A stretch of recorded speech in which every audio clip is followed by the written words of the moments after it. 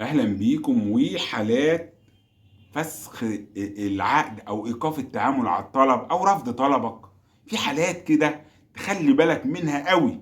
وانت من اول دلوقتي واحنا لسه بنقدم على الطلبات، في حالات ممكن للاسف تؤدي الى رفض رفض طلبك خالص. وده هو قايلها لك من اول من كراس الشروط عشان تخلي بالك منها، عشان لا قدر الله يوم ما يحصل حاجه يبقى بقى هو قانونا تقدرش تيجي ناحيته، ما هو منبه عليك هنا في كراس الشروط. ايه هي الحاجات دي؟ وانا بقول لك هنا من دلوقتي كل الناس اللي بتحاول تتواصل معانا، حضرتك لو مش هتعرف تعمل التقديم لوحدك، لا تواصل معانا وان شاء الله نقدم لك وان شاء الله نساعدك ونعمل لك دعم فني محترم. مع ان في عدد كبير جدا فجأة كده بيروح هاجم علينا بالاتصالات، ولكن اتمنى الصبر والمتابعة، لان بجد الهدف في النهايه خدمتك. طبعا الحاجه بمقابل، بس بمقابل لان احنا في تكاليف، في مكتب وفي ناس شغاله وفي ناس هتتابعك وفي ناس هتقدم لك خدمات كتير، فاحنا كل ده ممكن يكون عشان خاطر نقدم لك في النهايه حاجه تكون مضمونه وبدون اي اخطاء. ايه هي الحالات دي؟ قال لك يتم رفض الطلب وايقاف التعامل على الملف في حال تجاوز، وده موجود في كراس الشروط، ده مش حاجه من عندي. في حالة تجاوز عدد مرات إعادة الاستعلام الميداني برسوم لمدة مرتين. يعني أنت اتعمل لك استعلام، أنت في مرة بيتعمل لك استعلام والراجل يقول لك بياناته غير مستوفاة، ماشي، تروح طالب إعادة استعلام تاني، ينزل لك واحد تاني خالص لو الراجل ده رخم يعني وتلكك لك. المرة التانية المرة التانية هنا بقى لو كمان الراجل التاني ده قال نفس الكلام، هنا ستوب. هنا ستوب. ده هنا يتم ايقاف التعامل على طلبه، خلاص رفضه رفض نهائي. فنخلي بالنا قوي من الحته دي. في حاله تجاوز عدد مرات التظلمات من تقارير الاستعلام بدون رسوم لمرتين. خلي بالكم احنا ساعات بنقدم تظلمات، في تظلمات بتتقدم انت حسيت ان تم ظلمك في الاستعلام بدون رسوم، اتظلمت. هنا مرتين وبيتقفل الملف بتاعك تمام.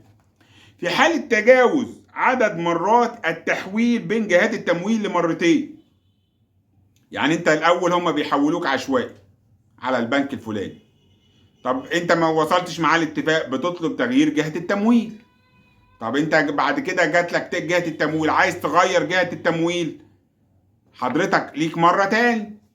طب بعد كده لا ستوب بقى، هنا بيتم رفض الطلب بتاعك حتى من غير ما انت تعرف. يتم إلغاء التخصيص في حالة عدم سداد باقي مقدم جدية الحجز أو مبلغ الصيانة قبل التعاقد. يعني حضرتك جالك كل حاجة ودفعت كل حاجة وقال لك خلي بالك إن أنت معاك شهر هنا تسدد لي بقية ال20% عشان نستكمل الإجراءات ودفعة الصيانة، حضرتك ما دفعتش، يتم إلغاء التخصيص. يتم إلغاء التخصيص. يتم إلغاء التخصيص في حالة عدم الالتزام والمخالفة لأي شرط من البنود الوارده بالاعلان او كراسه الشروط. وهقول لكم الحاجات اللي هي يعني هم بيتكلموا فيها، زي تغيير النشاط، زي مش عارف، هم بيقولوا ان في مثلا ان انت اول سنه لازم تكون ما تقفلها. انا بقول لك دي صعبه قوي يمسكوها، بس موجوده، بس انا بقول لك دي صعب. لكن تغيير النشاط انت لو غيرت النشاط لا هيعرفوا لان بينزلوا يمروا، يمروا غيرت النشاط ده عشان معروف. هتعمل شركه، هتعرف. ده بالنسبه للحته دي. يتم الغاء التخصيص خالص. يتم الغاء التخصيص في حاله عدم شغل الوحده السكنيه المخصصه بعد مضي عام من تاريخ استلام الوحده بدون تقديم اثبات وجود سبب قهري. دي اللي بقول لك صعب شويه، بس موجوده في الكراسه. موجوده فين؟ في الكراسه. ولكن طبعا اوعى تفتكر ان دي هيروح يعدي عليك مره ما يلاقكش لا طبعا الكلام ده غير صحيح تماما.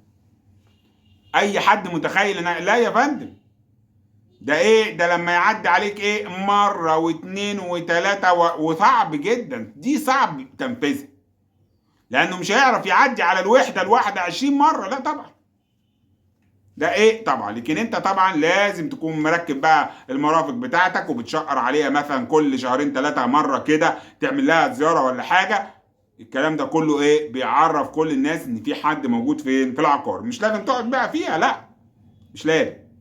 هو يفضل ان انت ما انت واخدها عشان تقعد فيها، بس ما حدش يفتكر انه لما يسيبها كده شويه خلاص تتاخد منه، لا الكلام ده ايه، الكلام ده صعب جدا ايه اثباته. خلاص. يبقى الحالات دي كلها نخلي بالنا جدا. وقال لك كده في حاله عدم استلام العقد الثلاثي الخاص بالوحده. يعني ايه؟ يعني انت هنا لما بتيجي خلاص قال لك تعالى يا فندم استلم العقد واكتب العقد، ما تروحش يلغي لك التخصيص. خلاص. في حاله عدم استلام العقد الثلاثي الخاص بالوحده برضه يكون الحد الاقصى للمده الزمنيه للاستلام الوحدات 6 اشهر من تاريخ استلام خطاب التسليم من جهه التموين. يعني انت خدت الخطاب بتاع التسليم من البنك، قال لك خلاص يا فندم مبروك روح استلم، ما تتاخرش عن 6 اشهر. ما تتاخرش 6 اشهر. يا نهار ابيض، ده 6 اشهر ده رقم كبير جدا. ناس بقى اللي ممكن تبقى تسافر لها شويه وترجع بتاع، لا هنا ايه، هنا حضرتك لازم ايه تتدخل. خلاص. قال لك برضو في حاله مخالفه اي شرط من الشروط الموجوده في كراسه الشروط يتم الغاء ايه، يتم الغاء الوحده. فحضرتك الحالات دي كلها لازم تخلي بالك منها، بالاضافه للحته المهمه جدا اللي احنا قلنا عليها في حاله عدم دفع.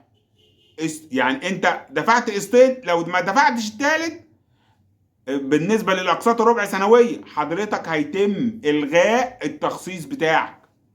ودي اهم نقطه واخطر نقطه، لان الناس كانوا بيسيبوا ساعات بالسنه والاتنين يقول لك يا عم انا هروح ادفع القسط بالفايده مش مشكله، انا ده داخل جمعيه وهتخش الجمعيه وادفع.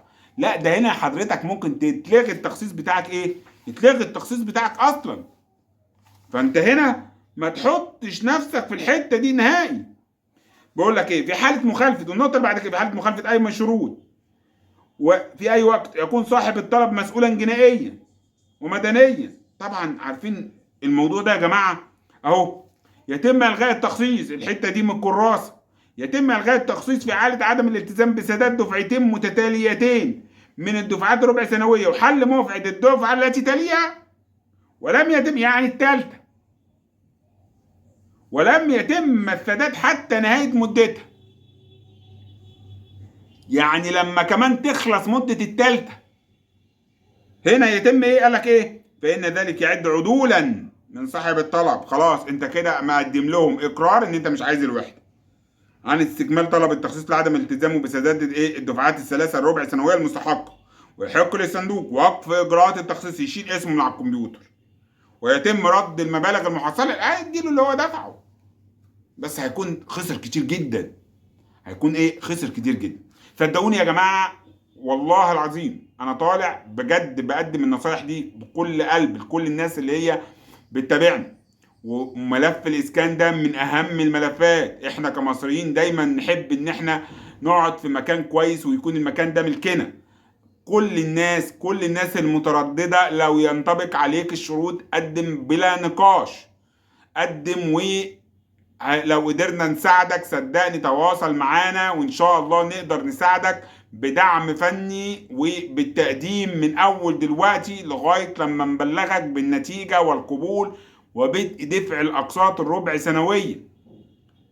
عاملين الخدمة دي مخصوص لحضراتك، فنتمنى كل الناس اللي هي بتتابعنا تخلي بالها عشان خاطر اولا تتابع معانا الخطوات واحدة واحدة. وهنقول كل انت ممكن لو انت فعلا بتعرف تتعامل وبتعرف تتعامل مع المواقع والكمبيوتر والاوراق الحكومية وبتقدر تفرز الورق الحكومي كويس، حضرتك ممكن تقدم تابع معانا بقى الخطوات لغاية التقديم ومش مطلوب منك اي حاجة تاني. ولكن لو انت مالكش في الحاجات دي انا بنصحك لا، ساعتها انا بقول لك اهو تواصل معانا ومعلش اتاخرنا عليك شويه في الرد، معلش تابع معانا واعرف التكلفه كام. ولو احنا هتحس ان احنا بناخد تكلفه مثلا ممكن تبقى بالنسبه لا، تكلفتنا بالنسبه للحاجات اللي احنا بنعملها لا يا فندم تكلفه معقوله جدا، واحنا عاملينها عشان خاطر نساعد كل الناس اللي هي عايزه تقدم. وان شاء الله نكون سبب كل اللي عايز يقدم ياخد شقه، وبالتوفيق ليكم كلكم. ويا رب يا رب فعلا كل اللي عايز شقه ومحتاج شقه ياخد شقه. اشوفكم على خير، شكرا لكم.